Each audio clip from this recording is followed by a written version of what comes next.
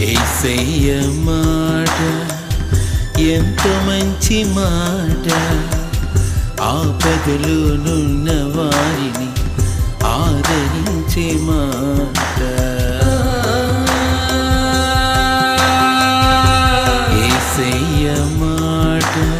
ఆ అబ్బాయి అండి చదువుకున్నాడండి, మొన్న వాలంటీర్గా చేసాడండి. ఏ జాబ్ లేక బాధపడుతున్నాడండి. హైదరాబాద్లో మా చుట్టాలు ఉంటే వాళ్ళు కూడా చెప్పానండి, మేకార అమ్మాయి ఉంటే చెప్తే పంపించాందండి. మన పేరు రాసిన వారంలోనే వెళ్ళిపోయాడండి. తీరు పరిస్థితికి రాసేవండి, వెళ్ళిపోయాడండి. జాబ్ వచ్చిందండి. జాబు లేని బిడ్డకి మరి విశ్వాసంతో ఈ తల్లిగారు మరి టీవీ పరిచయకి సహకారం అందించారండి. విశ్వాసం దేవుని మీద ఉంచారు, సువార్త పనికి సహకారం అందించారు. వారి కలిగిన విశ్వాసం బట్టి ఆ బిడ్డకి జాబ్ రావడానికి, హైదరాబాద్ జాబ్లో జాయిన్ అవ్వడానికి దేవుడు కృప చూపించారు. దేవునికే మహిమ కలుగును గాక. ఇంకా ఎన్నో బాధలతో చింతిస్తున్నారా? అయితే ప్రతి నెల మొదటి మంగళవారం ఇరుసుమండ ముక్కామల డైలీ మార్కెట్ దగ్గరలో, మొదటి బుధవారం అమలాపురం హౌసింగ్ బోర్డ్ కాలనీలో, మొదటి గురువారం పల్లంకూరు పాత సినిమా హాల్ స్థలములో, మొదటి శుక్రవారం మొమ్మిడివరం తెల్లమ్మ చెరువు గట్టు సమీపంలో, మొదటి శనివారం కూనవరం గోపవరం సరిహద్దుల మధ్య యేసయ్య మందిరంలో ఉదయం 10 గంటల నుండి మధ్యాహ్నం 2 గంటల వరకు కుటుంబ ఆశీర్వాద ప్రార్థన జరుగుతుంది. కుటుంబ ఆశీర్వాద ప్రార్థనలో పాల్గొని సమస్యలపై విడుదల, జయం పొందుకొని దేవుని ద్వారా దీవించబడాలని ప్రేమతో ఆహ్వానిస్తున్నాము. ప్రభునందు ప్రియ యేసయ్య మాట టీవీ కార్యక్రమాన్ని వీక్షిస్తున్న దేవుని బిడ్డలైన మీ అందరికీ మన ప్రభువును రక్షకుడినైన యేసయ్య నామములో వందనాలు తెలియచేస్తా ఉన్నాను. దేవుని మహాకృపను బట్టి మీరందరూ చేస్తూ ఉన్న సహకారాన్ని బట్టి ఈ టీవీ కార్యక్రమము ఎంతో చక్కగా ముందుకు కొనసాగుతూ ఉంది అని తెలియచేయటకు సంతోషించుచూ ఉన్నాను. నేను టీవీలో ఈ కార్యక్రమానికి మీరు దేవుని చిత్తమైతే, దేవుని యొక్క ప్రేరేపణ మీకుంటే సహకరించండి అని నేను తెలియపరిచినప్పుడు చాలామంది ముందుకు వస్తూ ఉన్నారు. వారానికి 4 బిడ్డలు కానీ 5 బిడ్డలు కానీ అలా ముందుకు వస్తూ ఉన్నారు. ఒక వారం అయితే అసలు ఎవరు రాలేకపోయారు. అయినా దేవుడు కార్యక్రమాన్ని ఏదో ఒక రీతిగా ముందుకు కొనసాగడానికి సహాయం చేశారు. ఆ మాట కూడా నేను టీవీలో చెప్పాను. ఆ మాట కూడా చాలామంది గ్రహించారు, విన్నారు. ఈ వారం ఎవరు సహకారం చేయలేదన్నమాట అని అనుకుని మీలో చాలామందికి ప్రేరేపణ వచ్చి మరలా తిరిగి సహకారం చేయటం ప్రారంభించారు. మీ అందరికీ వందనాలు. ఈ మాట తెలియపరచడానికి 2 రోజులుగా నాకు ఆలస్యం అయిపోయింది. కారణం ఏంటంటే మొన్న ఆదివారం కురిసినటువంటి వర్షానికి, ఆ ఉరుములకి సిస్టమ్ కాలిపోయింది. దానివల్ల కార్యక్రమాలు మేము నూతనంగా చేయలేకపోవటం వల్ల సహకరించినటువంటి వారి యొక్క పేర్లను ప్రకటన చేయలేకపోయాను నేను. మరి ఇప్పుడు మరలా మీ ముందుకు వచ్చి సహకరించినటువంటి వారి కొరకు తెలియపరిచి ప్రార్థన చేస్తూ ఉన్నాం. ప్రార్థన చెయ్యండి అని తెలియపరచడానికి మీ ముందుకు రావటానికి దేవుడు కృప చూపించారు. ఈ వారంలో దేవుని మహాకృపను బట్టి అనంతలక్ష్మి గారు పోడూరు నుండి, ఆనందరావు గారు, కళావతి గారు భీమవరం నుండి, అలాగే ఎలిశెట్టి శివరామకృష్ణ గారు, అలాగే జాన్ గారు, రూతు గారు, యేసు కృపగారి యొక్క కుటుంబం, అలాగే వారి యొక్క కోడలు గారు, ఈ కుటుంబం అంతా కలిసి ప్రతి నెల సహకారం చేయాలని వారు చాలా కాలం క్రితం తీర్మానం తీసుకున్నారు. మరలా ఆ తీర్మానాన్ని కొనసాగిస్తూ ఉన్నారు. మరి ప్రతి నెల కూడా వారు సహకారం చేయాలనేటువంటి ఆలోచన కలిగి ఉన్నారు ఈ కుటుంబం. అలాగే చెదలవాడ జోసెఫ్ గారు, పద్మ గారు గుంటూరు నుండి, అలాగే దారా సత్యనారాయణ గారు తేతలి నుండి, అలాగే చెదలవాడ జై కిరణ్ గారు, అలాగే కొండల శ్రీను గారు తాడేపల్లిగూడు నుండి, భావన వెంకటేశ్వరరావు గారు సత్యవతి గారు చెన్నాయిగూడు నుండి, బాదం లీలా మాధురి గారు, నోవాహు గారు కాకినాడ నుండి, ఇంతమంది బిడ్డలు వారికి వచ్చినటువంటి ప్రేరేపణను బట్టి 200 దగ్గర నుంచి 5,000 వరకు కూడా ఈ చదవబడినటువంటి పేర్లు కలిగినటువంటి వారు పంపించినటువంటి కానుకలు ఉన్నాయి. వాటన్నిటిని బట్టి ఈ కార్యక్రమం ముందుకు కొనసాగుతూ ఉంది. మీకు ఇచ్చినటువంటి ప్రేరేపణను బట్టి ఈ కార్యక్రమం కొనసాగడానికి ముందుకొచ్చి ఉన్నారు కనుక మీరిచ్చినటువంటి కానుకకి సహకారానికి దేవుడు మీకు తిరిగి అనేక రెట్లు దయచేయునుగాక. అలాగే మీకోసం మేము ప్రార్థిస్తూ ఉన్నాము. మీ పేర్లు మరి మేము రాసుకోవటం జరిగింది. అలాగే టీవీలో కూడా ఈ పేర్లు చెప్పినప్పుడు విన్నారు కనుక వారి కోసం ప్రార్థించండి. వారి ఒక మంచి మనసుతో ఈ కార్యక్రమం కొరకు ముందుకు రావటం జరిగింది. వారి కుటుంబాలు దేవుని కృపలో వర్ధిల్లాలని వారి కోసం కూడా ప్రార్థన చేయాలని ప్రేమతో నేను మీకు తెలియచేస్తా ఉన్నాను. అలాగే ఈ వారంలో ఎవరికైనా దైవ ప్రేరేపణ కనుక ఉంటే ఈ ఒక్క వారం కూడా ఈ కార్యక్రమం ముందుకు కొనసాగటానికి మీ ప్రేరేపణను బట్టి మీ అమూల్యమైనటువంటి సహకారాన్ని తెలియచేయండి. దేవుడు మిమ్మల్ని మీ కుటుంబాన్ని దీవించి ఆశీర్వదించును గాక. ఆమేన్. పెద్ద మిషన్ కొంటాను, ఆ మిషన్ కొనాలంటే డబ్బు ఎంత అవుతుంది, అందుకని నువ్వు పని చేయి, మీ అమ్మమ్మ వాళ్ళ ఇంటికి వెళ్ళి, మరి అమ్మమ్మ దగ్గరే పెరిగింది కదా, డబ్బులు పట్టరా అండి. ఈవిడికి అసలే ఆత్మాభిమానం ఎక్కువ, ఎవరిని ఏం అడగదండి, ఏం అడగదు. అడగలేనటువంటి ఈవిడిని డబ్బులు పట్టరమ్మా, డబ్బులు పట్టరాబోతే చంపేస్తానని ఇవ్వడు అంటే. ఓ రోజున సరే అని, ఆ రోజులు నా చిన్నతనంలో మెటాడోర్లు ఉండి అండి అమలాపురం, మీకు గుర్తుందో లేదో కానీ ఇప్పుడంటే ఆటోలు అవి ఉన్నాయి కానీ అప్పుడు ఏముండి, అప్పుడు మెటాడోర్లు. మరి ఎవరైనా ఎక్కారో లేదో కానీ ఆ టైంలోని. ఇప్పుడంటే ఆటోలు అన్ని బస్సులుండి, ఇప్పుడు బస్సులతో పాటు లోకల్గా వెళ్ళాలంటే ఏ వాహనాలు ఎక్కువ ఉండి, మెటాడోర్లు ఉండి అనమాట. ఉపలగుప్తాను మెటాడోర్ ఎక్కిందండి. మెటాడోర్ ఎక్కిన తర్వాత ప్రియ దేవుని పిల్లలారా, ఆ మెటాడోర్లో చక్కగా అమ్మ చూడమ్మా వాళ్ళు ఏంటది,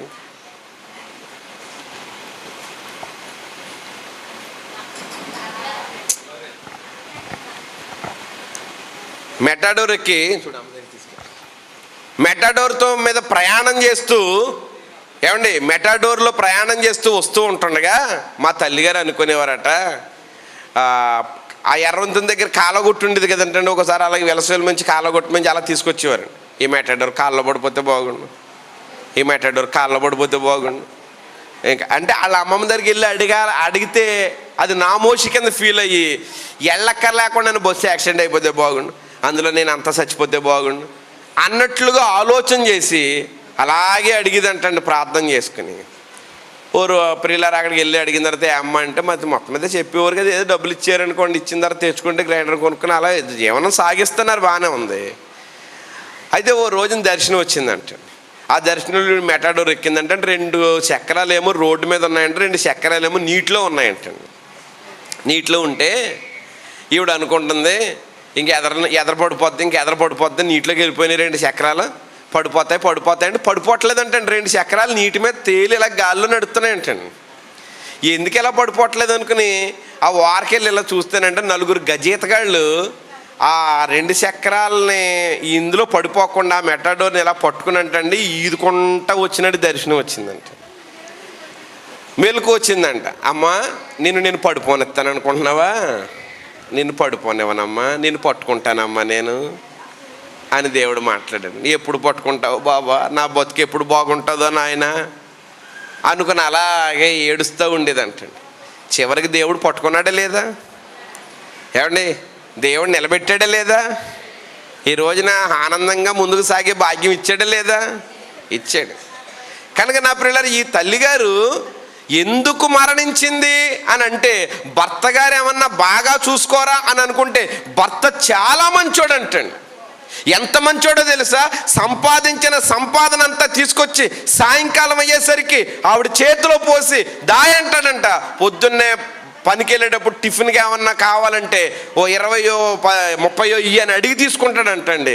అంటే డబ్బు అంతా ఎవరి చేతిలో ఉంటుంది, ఇంకా ఆడవాళ్ళ చేతిలోనే అంతా పెట్టేస్తే ఆడిందే ఆట ఉంటుందా ఉండదా అంటే జాగ్రత్త. ఏమంటే జ్ఞానవంతురాలు ఇల్లు కడుతుంది కనుక మగవాళ్ళు అందరూ తీసుకొచ్చి నేను ఖర్చు పెట్టేస్తాను, నువ్వు జాగ్రత్తగా చక్కబెట్టు అని అంటారు. మంచి జ్ఞానవంతురాలైనటువంటి వారు బాగా చక్కబెట్టి బాగా వృద్ధిలోనికి తీసుకొచ్చినటువంటి కుటుంబాలు లేవా, ఉన్నాయి లేవా, ఉన్నాయి. ఇప్పుడు భర్త మంచోడే కదా, మంచోడు. పోనీ అత్తయ్య గారు ఏమన్నా మంచిది కదా అంటే నేను అనుకోవటం, భర్త మంచోడు కాదు. వెళ్ళిపోయిన తర్వాత డబ్బు అంతా తీసుకొచ్చి నీ చేతిలోనే పోసేస్తున్నాడు, కనీసం నా చేతికి ఏమి ఇవ్వట్లేదు అని ఏమన్నా అత్తయ్య గారు ఏమన్నా ఆడిపోసుకుంటుందా?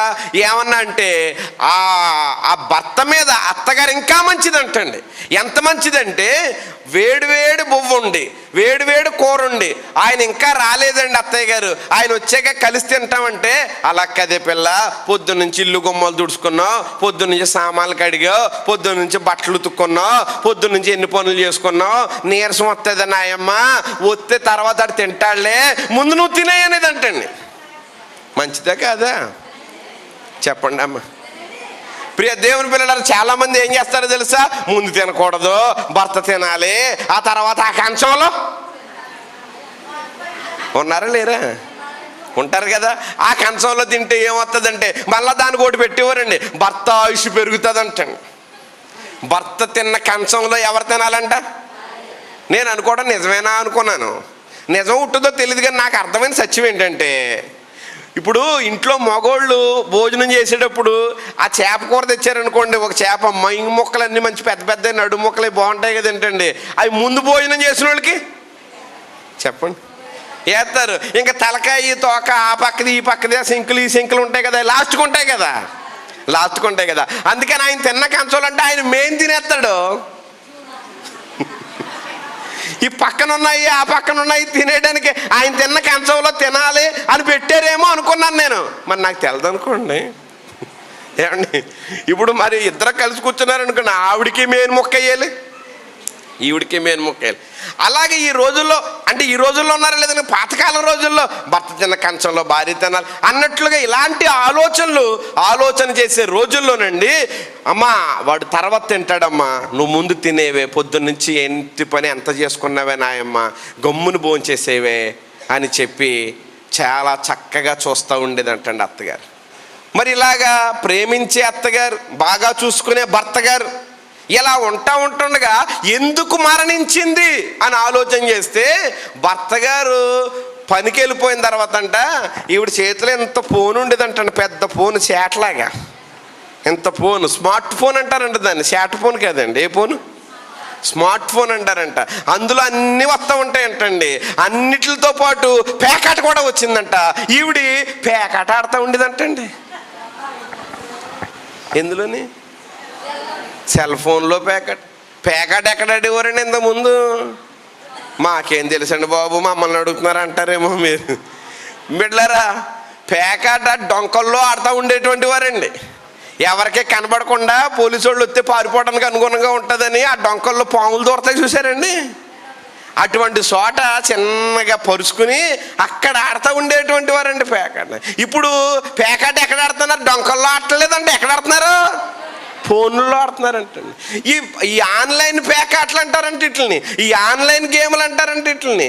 నేను అడిగాను, ఏంటండి ఎందుకు చచ్చిపోయిందని. గేమ్లు ఆడేదండి అన్నారండి ఒకళ్ళు. గేమ్లు ఆడటం అంటే నాకు చిన్నపిల్లల గేమ్లు ఉంటాయి కదంటండి, ఇలాగా బొడ్డోడు ఒకటి పరిగెత్తుకుంటూ వెళ్తాడు, కాయిన్లు ఉంటాయి కదా, టక కొడతాడు కదంటండి, ఆ గేమ్లేమో అనుకున్నాను. కారు ఒకటి ఉంటుందండి, ఇలా రీమని వెళ్ళిపోతుంది, ఆ గేమ్ ఏమో అనుకున్నానండి. పిల్లలు ఆడుకునే గేమ్లు ఆడుకుంటే తప్పేముందండి, ఆ మాత్రం దానికి చచ్చిపోవాలి ఏంటండి అన్నాను. ఆవిడందే, ఇంకా మీరు ఎక్కడున్నారు అయ్యగారు, ఇంకా ఎదగలేదండి బాబు మీరు. కాదండి ఆ గేములు కాదండి, ఈ మధ్యన ఇంకో గేములు వచ్చినాయి అండి. ఏ గేములు అమ్మా అన్నాను. ఫోన్లో పేకాట ఆడి గేమ్లు వచ్చినాయి అంటండి.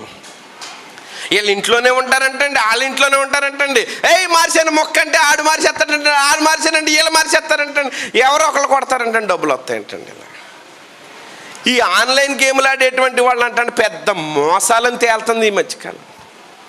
దాంట్లోకి వెళ్ళి డబ్బులు పోగొట్టుకుని ఉన్నదంతా ఊడ్చేసుకుని చచ్చిపోయేటువంటి వారు లేరంటారా? చెప్పండి అమ్మా, ఉన్నారా లేరా? పిల్లరా, ఈవిడ పేకాట ఆడినప్పుడు లేకపోతే ఆ గేమ్ ఆడినప్పుడు ఒక 1000 రూపాయలు పెట్టి ఆడింది. మెల్లమెల్లగా ఎలా ఉంటుందో చూద్దామని. అందరికీ చదువులు ఎక్కువైపోతున్నాయి కదండి. ఇంతకుముందు ఆడవాళ్ళు చదువుకునేవారు కదండి, అది పెద్ద తెలిసేది కదా. ఇప్పుడు వాళ్ళకంటే వీళ్ళే బాగా చదువులు కదా, వాళ్ళకన్నా వీళ్ళే బాగా మరి అన్నీ తెలిసిపోతున్నట్టున్నాయండి. ఇంకా మొత్తం మీద ఏదో 1000 రూపాయలు కాసి ఆడిందండి. ఆయన ఏం చేశాడంటే మొట్టమొదటిగా వచ్చింది ఆహ్వాన పత్రిక ఇచ్చినట్టుగా మొత్తం మీద మనలోకి అడిగెట్టింది ఈవిడి. వెల్కమ్ డ్రింక్ ఇచ్చినట్టు ఇస్తే బాగుంటుందని 1000కి ఇంకో 2000 వేసి 3000 ఇచ్చాడంటండి. ఎవరమ్మా? ఆన్లైన్ 2000 వచ్చేసరికి వీళ్ళకి ఆనందం వచ్చేసి ఈ 1000 రూపాయలు పర్సులో పెట్టేసుకుని ఈ 2000తోను మా ఆయన 3 రోజులు కట్టబడితేనే కానీ రావి డబ్బులు నేను ఒక్క క్షణంలో సంపాదించేసాను అనుకుని ఆ ఆలోచనలు ఈ ఆలోచనలు ఎక్కువైపోయి ఫోన్లే మనం 1000 మనకు ఉంది కదా ఇంకోసారి ఎత్తే ఎలాగుంటుందని 2000 వేసిందంటండి.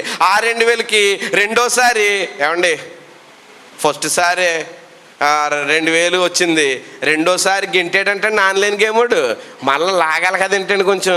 అందుకని ఈ 2000కి ఇంకో 4000 వేసి 6000 ఇచ్చాడంటండి. ఈ 6000 ఇచ్చేసరికి ఆవిడ అనుకోద్దంట భలేగా వస్తున్నాయి డబ్బులు, ఎప్పటి నుంచో బండి కొనుక్కోవాలనుకుంటున్నాం, బండి కొనుక్కోలేకపోతున్నాం, ఇంకో 2 ఆటలు ఆడితే చెప్పాలి మీరు బండి వచ్చేస్తుంది, ఎప్పటి నుంచో ఇల్లు కట్టుకోవాలనుకుంటున్నాం కట్టుకోలేకపోయాం, ఇంకో 4 ఆటలు ఆడితే ఇల్లు వచ్చేస్తుంది, ఇలాగా ఎప్పటి నుంచో అనుకుంటున్నాను ఇత్తడయే మెడలోని బంగారం ఎలాగుంటుందో కూడా తెలదు, వేసుకుంటే బాగుండు అని అనుకుంటున్నాను కానీ కుదరట్లేదు, ఇంకో 2 ఆటలు ఆడితే మెడలోకి కావలసినవి కొనేసుకోవచ్చు, చెవులకి కావలసినవి కొనేసుకోవచ్చు, చెంప సవరాలకు ఎన్ని ఆశలు వచ్చేసినాయి అని అంటండి. మొత్తం మీద వేయటం మొదలెట్టిందంటండి. అలా 4 ఆటల వరకు ఇచ్చాడంటండి. ఇంకా 5వ ఆట నుంచి రప్పించడం మొదలెట్టాడంటండి. అయ్యబాబు పోయినాయి అనుకొని ఆ ప్రియ దేవుని పెట్టారు కొద్ది గొప్ప వాళ్ళ అమ్మగారు పెట్టిన బంగారం ఉంటే ముందు తాకట్లెట్టి ఆడిందంటండి, ఆ తర్వాత అప్పు చేసి ఆడిందంటండి, తిప్పలు పడుతుందంటండి. ఇప్పుడు లక్షల రూపాయలు అప్పు అయిపోయి ఏం చేయాలో తెలియక మా ఆయనకి తెలిస్తే ఇంక నన్ను బతకనిస్తాడా, నేను ఇంత బాగా చక్క పెట్టుకున్నదాన్ని అనుకున్న మా అత్తగారు నన్ను గౌరవించదా, బతకడం కంటే చచ్చిపోవడం మంచిది అనుకుని చిన్న చిన్న పిల్లల్ని అట్టు పెట్టేసుకునండి. వాళ్ళ బతుకు ఏమైపోతుంది తెలియదు, భర్త ఏమైపోతాడో తెలియదు, కుటుంబం ఏమైపోతుందో తెలియకుండా ఆలోచన చేసి బలవన్మరణానికి పాల్పడేటువంటి పరిస్థితి వచ్చింది. నేను ఏమంటానంటే ఆవిడ ముందు ఒక మార్గం కనబడింది, డబ్బులు వచ్చే మార్గం. ఏ మార్గం? డబ్బులు వచ్చే మార్గం. ఈ డబ్బులు వచ్చే మార్గం కనబడిందంటే కొంతమంది కుదురుండరండి, కుదురుండరు. ఇలాగెళ్ళిపోతే బాగుంటుందేమో, అలాగెళ్ళిపోతే బాగుంటుందేమో. ప్రియ దేవుని బిడ్డలారా, ఉగ్రత దినమందు ఆస్తి అక్కరకు వస్తుందా? రాదు. ఎంత సంపాదించినానంట ఇక్కడి నుంచి వెళ్ళేటప్పుడు 1 రూపాయి కూడా మనం పట్టుకుని వెళ్ళలేమంటండి. ప్రియరా, ఆ తల్లి ముందు ఒక మార్గం కనబడింది, అది యథార్థంగా కనబడింది. ఆ తల్లి ముందు ఒక మార్గం కనబడింది, అది నీతిగా కనబడింది. భలే సంతోషంగా ఉంది, భలే సంబరంగా ఉంది. చివరికి అది ఎక్కడికి నడిపించిందో తెలుసా? మరణానికి నడిపించింది, నాశనానికి నడిపించింది. సాతాను ఎవరినైనా సరే సులువుగా మోసం చేస్తుందండి. సులువుగా మోసం చేసేటువంటి ఆలోచన సాతానుకు ఉందండి. ఏమంటే మీకు మాట చెప్పనా పిల్లరా, కష్టపడితేనేనంట సుఖపడతామంట, కష్టపడకుండా ఎవరు ఏం పడం? సుఖపడం. డాక్టర్లో బలహీనత వచ్చి డాక్టర్ గారి దగ్గరికి వెళితే అంటారైనా అయి తినకమ్మ ఈ తినకమ్మ అంటారు. మనకేమో నోటి మీద నాలుక మీద పెట్టగానే నవరసాలు అందెత్తేనే భలేగా ఉందంట. కడుపులో బాగోదు, అది కడుపులో బాగోదు. ఏమండి, నాలుక మీద బాగోలేదంటే ఎక్కడ బాగుంటుంది? కడుపులో బాగుంటుందంట. నా ప్రియులారా, మన ఎదుట కనబడుతున్నటువంటి మార్గం మనకి యథార్థంగా కనబడుతుందేమో, మనకి మంచిగా కనబడుతుందేమో, చివరికి మనల్ని అది ఎక్కడికి నడిపిస్తుంది చెప్పండి? మరణానికి నడిపిస్తుంది. పిల్లలు, ఇంకా నేను మిమ్మల్ని ముందుకు తీసుకుని వెళ్ళేటప్పుడు మన ఎదుట కనబడేటువంటి మార్గం గురించి జాగ్రత్తగా ఆలోచన చేయండి. మా పెద్ద బాబు గురించి మీ అందరికీ తెలుసు, మేము ఎప్పుడు ఏది దాచిన వాళ్ళం కాదు. మా బాబు బీటెక్ అయిన తర్వాత ఇంటర్న్షిప్లో బాబుకి దాన్ని ఏదో అంటారండి, చదువుకోలేదు కనుక నాకు పెద్ద తెలీదు, చదువు పూర్తి అవ్వకుండానే జాబ్ వచ్చేసిందండి. పిల్లరా, ఇంకా 6 మాసాలు చదువు ఉందనుకుని చేసేసరికి ఏమొచ్చేసింది? జాబ్ వచ్చేసింది. మంచి ప్యాకేజ్, 6 లక్షల రూపాయల జీతం అండి సంవత్సరానికి. అంటే సుమారు 50,000 రూపాయల జీతం అండి. ఎప్పుడు? ఫస్ట్లోనే, స్టార్టింగ్లోనే నాకు జాబ్ వచ్చిందమ్మా అని నేను హ్యాపీ అయిన. పోన్లేరా బాబు, చదువుకున్నావు కదా, జాబ్ చేసుకుని ఎంతకాలం చేస్తాడో చేయనిద్దాం అనుకున్నాను. ఈ జాబ్కి హైదరాబాద్ వెళ్ళాడు. హైదరాబాద్ వెళ్ళిన తర్వాత బిడ్డ చిన్నతనం నుంచి మన ఇంట్లో గారాభంగానే పెరిగాడు. పట్టు పరుపుల మీద ఏసీ రూములో బతికాడు. నేనంటే నాకు ఏసీ రూము, డీసీ రూము, గంజిగా అన్నీ నాకు తెలుసు. కానీ ఆడికి చిన్నతనం నుంచి కూడా చక్కగా పెరిగిన బిడ్డ కదా, అందుచేత ఎలాగుంటాడు ఏంటో బాబు అనుకుని అక్కడ హాస్టల్లో ఏసీ హాస్టల్ మాట్లాడి బాబు జీతం అంతా కూడా హాస్టల్కి సగం పోయినా పర్వాలేదని ఆయన, నువ్వు బాగుండాలిరా బాబు అనుకుని ఏసీ హాస్టల్ తీసి ఆ ఓనర్ గారితో మాట్లాడితే ఆయన భీమవరం అనొట్టండి. ఏమన్నా ఏం పర్వాలేదండి, మాది మీ పక్కనేనండి, నేను బాగా చూసుకుంటానండి అని అవి మాట్లాడాడండి ఆయన. జాగ్రత్తగా చూసుకున్నాడు. ఏసీ రూమ్ ఎలాగుందరా బాబు అంటే అన్నీ బాగానే ఉన్నాయండి. జాబ్కి వెళ్తున్నాడు, వస్తున్నాడు, జీతం వస్తుంది, ఏం చేస్తున్నావు అంటే హాస్టల్కి ఎంత కడుతున్నాను అన్నాడు. ఎంత ఏమో ఖర్చు అవుతుంది, పోలే దగ్గర పెట్టుకో బాబాయ్, ఏం కంగారు పడి నీ డబ్బులు నాకు ఏం వద్దులే, దాసుకో, ఎప్పుడైనా దేనికైనా ఏ సందర్భంలోనే ఉపయోగపడితే తీసుకుంది కానీ అన్నాను. ఓ రోజునండి ఓ బండి ఫోటో పెట్టాడు అనమాట అండి వాళ్ళ అమ్మకి. అమ్మ బండి కొనుక్కోవాలనుకుంటున్నానమ్మ, ఈ బండి అనుకున్నాడండి. వాళ్ళమ్మ అందే, ఒరే కంగారు పడక, నా డాడీకి చెప్తాను, డాడీ కొంటారులే, నువ్వు ఇప్పుడు ప్రస్తుతం మామూలుగా ఇల్లు వస్తున్నావు కదా, 50 రూపాయలు ఎత్తుండే దింపేస్తున్నాడు, 50 రూపాయలు ఎత్తుండే ఎక్కించి వెళ్ళిపోతున్నాడు కదా, అలాగేదో రోజుకు 100 రూపాయలు చొప్పున అవుతుంది, పోనీ 3000 పోతే బాబా, టెన్షన్ ఇవన్నీ నీ అంతటి నువ్వు నడిపితే అక్కడ పెద్ద సిటీ కదా, జాగ్రత్తగా ఉండు బాబా అని చెప్పి అంటే, లేదమ్మా ఈ బండి కొనుక్కోవాలనుకుంటున్నానమ్మా అన్నాడు. ఇప్పుడెప్పుడు వద్దు బాబు, నేను డాడీకి చెప్పిన తర్వాత అప్పుడు చెప్తానులే అందండి. నాకు సాయంకాలం ఇంటికి వచ్చిన తర్వాత ఏమండి అంది. ఏ అమ్మ అన్నాను. ఏం కాదండి, ఆ అబ్బాయి బండి కొనుక్కుంటాడంట అన్నది. ఇప్పుడు ఎందుకు బండి అడగన్నాను, ఆఫీస్కి అది వెళ్ళటానికి కావాల్సి వస్తుందేమోనండి అని అన్నది. ఆ ఫోటో కూడా పెట్టాడు అంది. ఫోటో పెట్టాడు, ఆ బండి ఫోటో అన్నాను. ఇదిగోనండి అంది. ఆ బండి చూడగానే ఇక్కడ ఉన్న గుండె కడుపులోకి దిగిపోయిందండి నాకు. అంటే నా ప్రియ దేవుని బిడ్డలారా, ఆ బండి ప్రియులారా BMW బండి అనమాట అండి.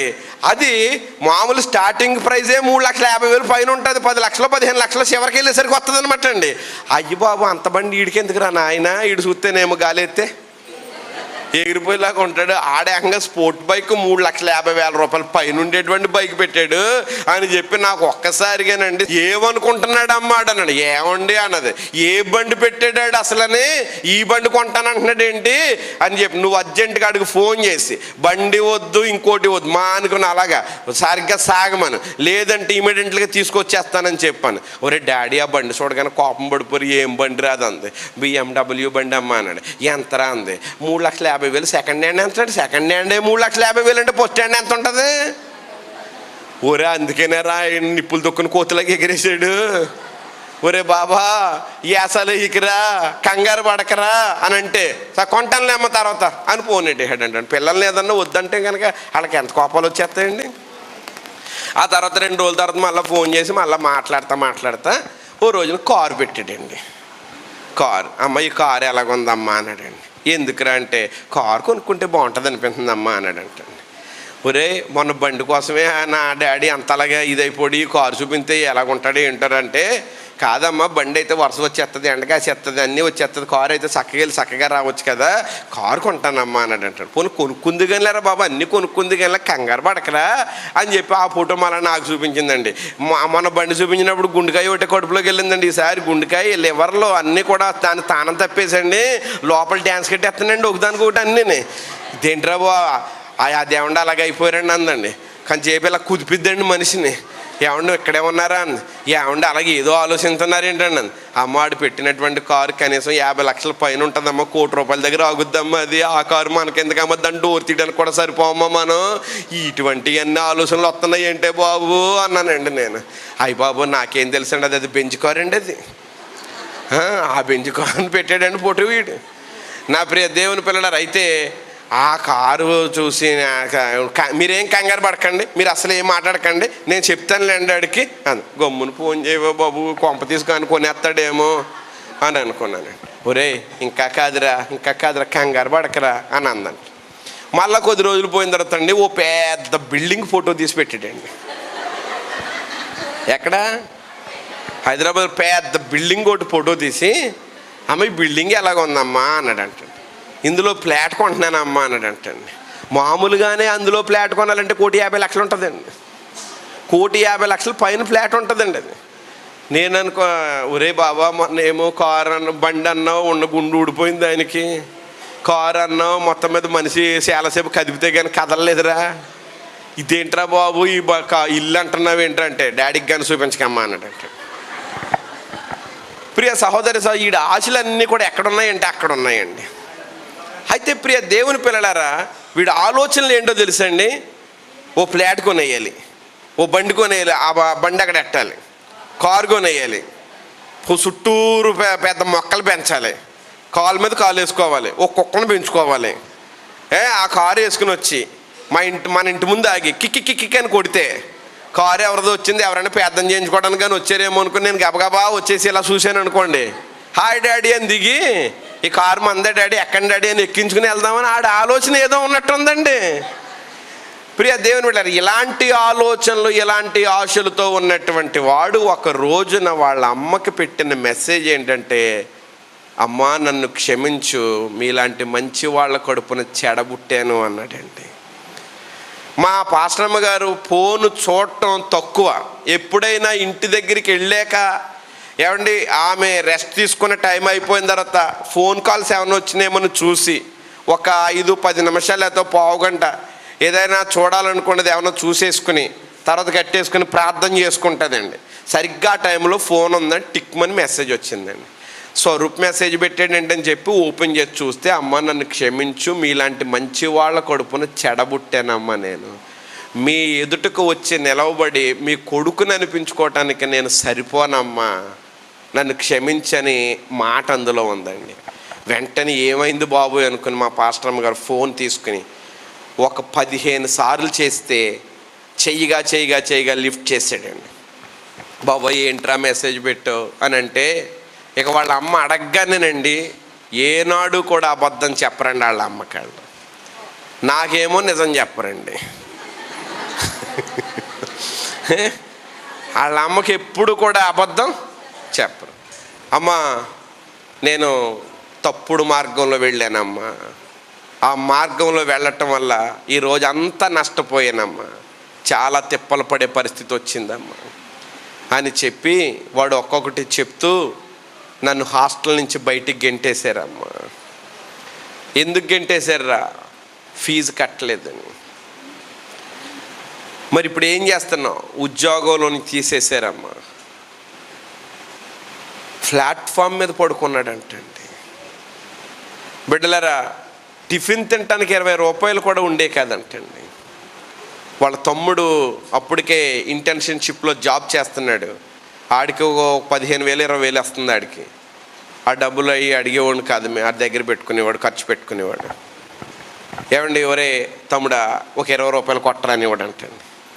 అన్న 20 రూపాయలు అడిగాడు, ఎందుకులే అని చెప్పి చిల్లరగానే లేదేమో అనుకుని 20 రూపాయలు కొడితే ఆ 20 రూపాయలు టిఫిన్ చేసేవాడు అంటండి. ఒకరోజు ఎన్ని రోజులు నా తమ్ముడిని 20 రూపాయలు అడగను అని అలా నడుచుకుంటూ వెళ్తే మా షాపులో మా యొక్క దాంట్లో పని చేయటానికి మనుషులు కావాలి అని అంటే, అక్కడికి వెళ్ళి నాకు పని ఇవ్వండి, మీరేం పని చెప్తే చేస్తాను, నాకు జీతం వద్దు, పొద్దున్న మధ్యాహ్నం సాయంత్రం అంత ఫుడ్ పెట్టండి అన్నాడంట. ఇవేమీ మాకు తెలియవండి. ఈ పాటలు పడలేక ప్లాట్ఫామ్ మీద పడుకున్నటువంటి వాడిని ఆ వాండరు అంటే షాప్ ముందు పడుకున్నాడు అంటండి. లేగో ఇక్కడ దరిద్రం పడుకుంటేనే షాప్ ముందు అయ్యేలాగా పడుకుంటే ఒప్పుకోరంట కదంటండి. నీ దరిద్రం మాకంటిందాం అనుకుంటున్నావా, లేగని గెంటేశారంట. ఈ బ్రతకడం కంటే చచ్చిపోవటం మంచిదని కేబుల్ బ్రిడ్జి మీదకి మూసీ నది మీదకి వెళ్ళి దూకేద్దాం అనుకునే సమయంలో ఎవరికి నేను లెక్క చెప్పక్కర్లేదు. ఈ వారంలో ఎవరైనా మరి ఈ యొక్క కార్యక్రమానికి సహకారం చేయాలనేటువంటి దైవ ప్రేరేపణ కనుక ఉంటే ఈ వారం ఈ కార్యక్రమాన్ని ముందుకు కొనసాగటానికి మీ వంతు సహకారం అందించాలని ప్రేమతో మిమ్మల్ని కోరుతా ఉన్నానండి. దేవుని పనికి మనం అందరం కూడా పూనుకొని ఈ పనిని ముందుకు తీసుకుని వెళదాం.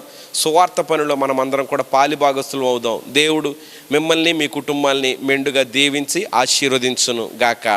ఆమేన్.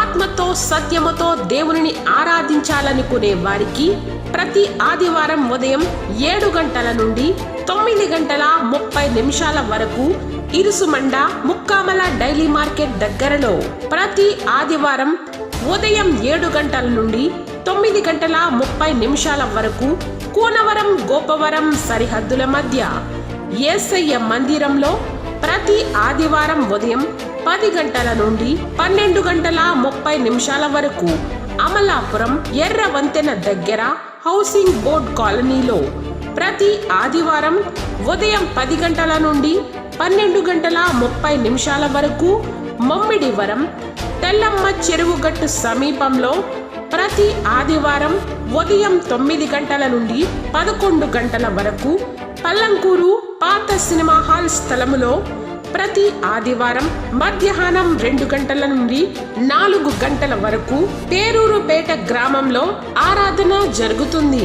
రండి, ఆత్మతో సత్యముతో దేవునిని ఆరాధించి దైవాశీర్వాదాలు పొందుకుందాం.